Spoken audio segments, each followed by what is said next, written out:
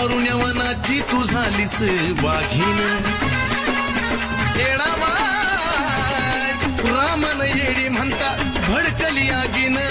कारुण्यवनाची तू झालीस वाघीण तुझी महिमा अशी की तिला अंत नाही ग तुझी महिमा अशी की तिला अंत नाही ग शिवशंभू येडामायला कौतुकान पाही ग शिवशंभू येडा